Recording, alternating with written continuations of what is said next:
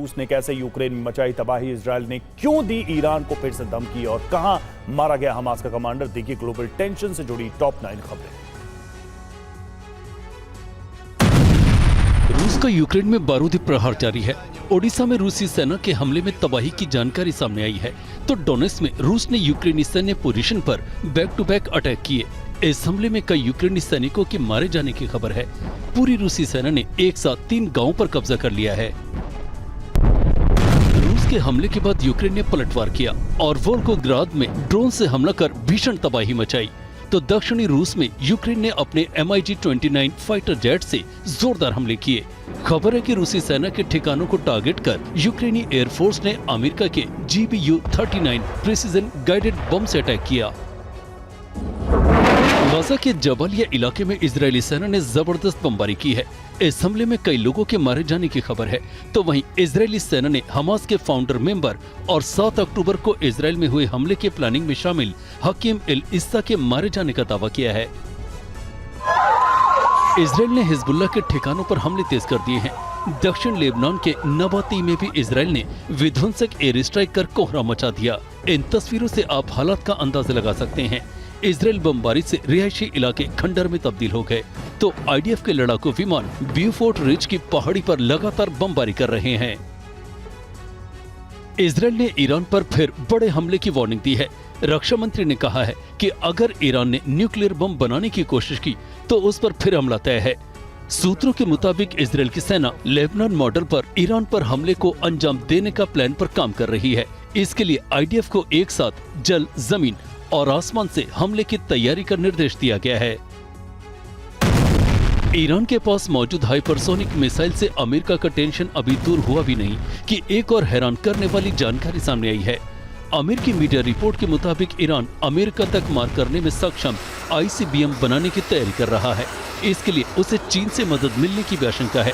इससे पहले अमेरिकी खुफिया एजेंसियों ने दावा किया था कि पाकिस्तान भी इंटरकॉन्टिनेंटल बैलिस्टिक मिसाइल विकसित कर रहा है। ईरानी परमाणु केंद्रों की सैटेलाइट तस्वीरें सामने आई हैं, जिससे ये आशंका जताई जा रही है कि ईरान अपने फोर्दो और इस्फहान न्यूक्लियर साइट के विस्तार में दोबारा जुट गया है। सैटेलाइट तस्वीरों से ऐसा लग रहा है कि यहाँ कंस्ट्रक्शन शुरू किया गया है। इन जगहों पर बुलडोजर, ट्रक और भारी वाहन भी नजर आए। ईरान ने अमेरिका को धमकी दी है और अमेरिकी राष्ट्रपति ट्रंप को संभलकर बयान देने की हिदायत दी गई है। विदेश मंत्री अरागची ने कहा है कि ट्रंप बातचीत के लिए गंभीर नजर नहीं लगते। बार बार उनके बदलते स्टेटमेंट से परिस्थितियां और जटिल होंगी। ये दुनिया भी जानती है कि इजरायल की हार टालने के लिए ही अमेरिका ने हमला किया। मिडिल ईस्ट में जंगी हलचल के बीच एक सनसनीखेज रिपोर्ट सामने आई है। खबर है कि ईरान अब पुतिन से ज्यादा जिनपिंग पर भरोसा करने लगा है। ईरान ने रूसी फाइटर जेट की बजाय अब चीन से 36 मल्टीरोल फाइटर जेट J-10C को खरीदने का फैसला किया है। रिपोर्ट के मुताबिक कच्चे तेल के बदले चीन ने ईरान को अन्य मदद का भी भरोसा दिया है। क्या यमन पर जोरदार हमले की तैयारी कर रहा है इजरायल? क्यों तेहरान के इनकलाब चौक पर जमा हुए हजारों लोग और कैसे ताइवान के खिलाफ जंग की तैयारी कर रहा है चीन? ग्लोबल खबरों के लिए देखिए विदेश टॉप 9। ये वीडियो ईरान की राजधानी तेहरान का है, जहां इजरायल और अमेरिका के हमले में मारे गए लोगों की अंतिम यात्रा निकाली गई, जिसमें हजारों लोग शामिल हुए। इस यात्रा में ईरान के राष्ट्रपति मसूद पेजेश्कियान भी शामिल हुए, जबकि सुप्रीम लीडर खामनेई ने शोक संदेश भिजवाया। दरअसल जिन लोगों की अंतिम यात्रा निकाली गई उसमें 30 कमांडर, 11 वैज्ञानिक और बाकी सेना और सरकार से जुड़े अधिकारी थे।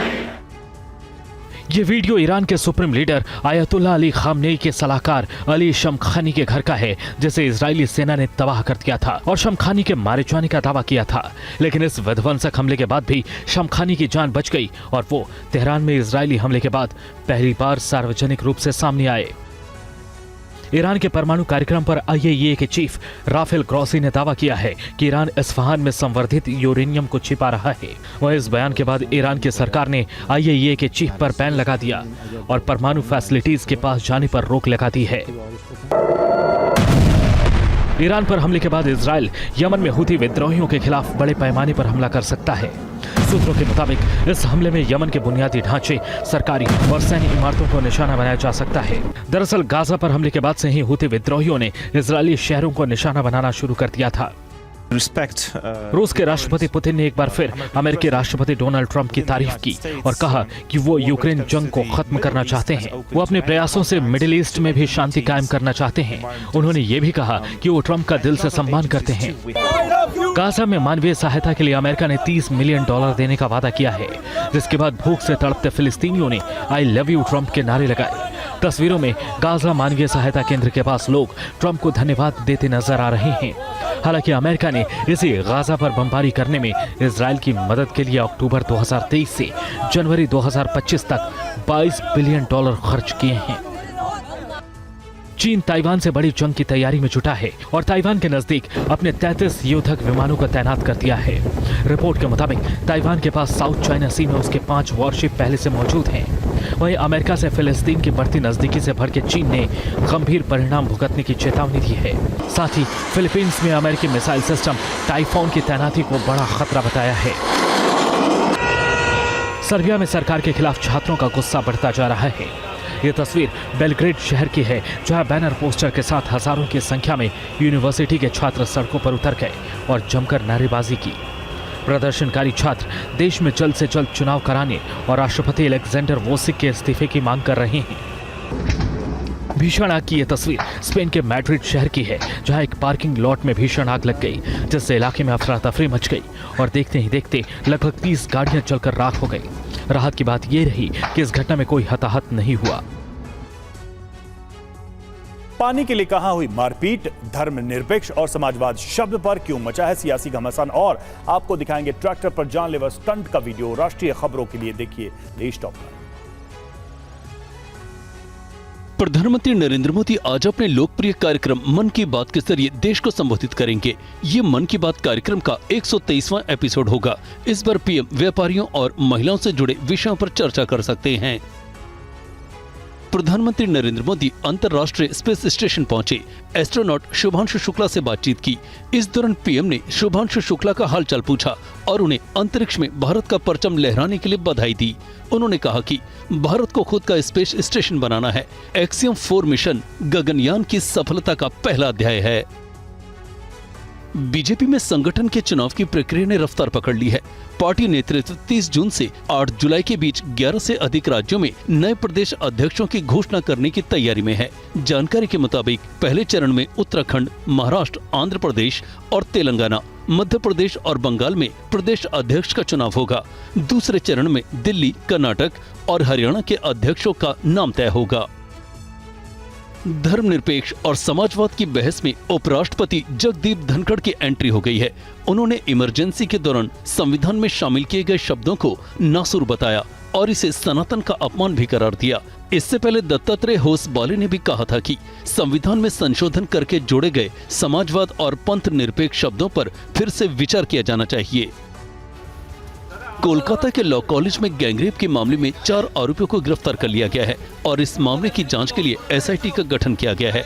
वहीं इस मामले में बीजेपी ने ममता सरकार के खिलाफ मोर्चा खोल दिया है और आरोप लगाया है कि ममता राज में महिलाएं सुरक्षित नहीं है। ट्रैक्टर पर स्टंटबाजी का ये वीडियो यूपी के शाहजहांपुर का है, जिसमें एक युवक तेज रफ्तार में ट्रैक्टर चलाते हुए स्टंट करता नजर आ रहा है। स्टंटबाजी के दौरान अचानक बैलेंस बिगड़ने से ट्रैक्टर पलट गया और उसके पिछले पहिए करीब 10 सेकंड तक हवा में झूलते रहे। गनीमत रही कि युवक समय रहते ट्रैक्टर से कूद गया और बाल बाल बच गया। बिहार के मुजफ्फरपुर में ब्रह्मस्थान के चबूतरा निर्माण के दौरान 2 पक्षों में जमकर मारपीट हुई, जिसमें करीब आधा दर्जन लोग जख्मी हो गए। दरअसल चबूतरे के निर्माण का कुछ लोग विरोध कर रहे थे, जिसके कारण मारपीट शुरू हो गई और पुलिस की मौजूदगी में जमकर लाठी डंडे चले। फिलहाल पुलिस आरोपियों की गिरफ्तारी के लिए छापेमारी कर रही है। ये देखो ऐसे लड़ रही है पब्लिक पानी के लिए। यूपी के गाजियाबाद में जल संकट गहराता जा रहा है। गर्मी के प्रचंड दौर में लोगों को बूंद बूंद पानी के लिए जूझना पड़ रहा है। ये वीडियो खोड़ा इलाके का है, जहां पानी टैंकर के पहुंचते ही महिलाएं और बच्चे बाल्टी बर्तन लेकर दौड़ पड़े और पानी लेने की होड़ मारपीट में बदल गई, जिसके कारण कुछ देर के लिए इलाके में अफरा तफरी की स्थिति बन गई। दिल दहला देने वाले हादसे की तस्वीर गुजरात के नवसारी की है। वीडियो में एक बच्चा अपने घर के बाहर खेलते दिख रहा है, तभी अचानक एक कार आ जाती है। घटना से ठीक पहले बच्चा नीचे बैठ गया, जिससे कार का पहिया उसके ऊपर नहीं चढ़ा, बल्कि बच्चा गाड़ी से टकराकर उसके नीचे आ गया, जिसके कारण उसकी जान बच गई। गनीमत तो ये रही कि बच्चे को कोई गंभीर चोट नहीं लगी। पाकिस्तान में सैलाब से कितनी तबाही, कोलंबिया में कैसे टूटा मुश्किलों का पहाड़ और हिमाचल में बादल फटने के बाद कैसे हैं हालात, देखिए। उत्तराखंड के रुड़की का है, जहां पहाड़ों से हो रही भारी बारिश के कारण सोलानी नदी उफान पर है। रिहायशी इलाकों पर बाढ़ का खतरा मंडरा रहा है और लोग सुरक्षित जगहों पर पनाह लेने लगे हैं। नदी के आसपास के इलाके में किसानों की फसल बर्बाद हो गई है। अचानक हुई बारिश की वजह से दिल्ली, गाजियाबाद और गौतम बुद्ध नगर में कई जगहों पर जल भराव हो गया। रास्तों पर पानी भरने की वजह से भयंकर जाम लग गया। कई जगहों पर लोग बारिश के बाद ट्रैफिक जाम में फंसे रहे। मौसम विभाग ने दिल्ली एनसीआर के लिए आज और सोमवार के लिए येलो अलर्ट जारी किया है। पाकिस्तान में खैबर पख्तूनख्वा से लेकर पंजाब तक कुदरत का कहर जारी है। भारी बारिश और बाढ़ के कारण खैबर पख्तूनख्वा में अब तक 19 लोगों की मौत हो चुकी है, जबकि 6 लोग गंभीर रूप से घायल हैं। वहीं पंजाब प्रांत में बारिश का प्री मानसून अटैक जारी है।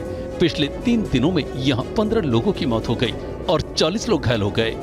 मौसम की मार से अमेरिका का उत्तरी डकटप बेहाल है। भारी बारिश के कारण कई इलाकों में बाढ़ का खतरा मंडरा रहा है, तो वहीं बवंडर ने भारी तबाही मचाई है। तस्वीरों में हाईवे के किनारे एक बवंडर आसमान की तरफ उड़ता देखा गया, जिससे अफरा तफरी मच गई। बवंडर की चपेट में आने से कई घर तबाह हो गए। अर्जेंटीना के रियो नीग्रो के लास गुल्टास में एक भयानक तूफान ने तबाही मचाई है। अर्जेंटीना के बंदरगाह शहर में कुछ ही घंटों में 1 साल की बारिश हो गई। तूफान के साथ ओलावृष्टि ने सबसे ज्यादा नुकसान पहुंचाया है। तूफान की वजह से शहर के बड़े हिस्से में बिजली ठप है। अमेरिकी देश कोलंबिया में लैंडस्लाइड से भारी तबाही मची है। देश के दूसरे सबसे बड़े शहर मेडलिन में पहाड़ का एक हिस्सा भर कर नीचे गिर गया, जिससे 22 लोगों की मौत हो गई और 8 लोग लापता हैं, जिनकी तलाश जारी है। लैंडस्लाइड के कारण कई घर तबाह हो गए।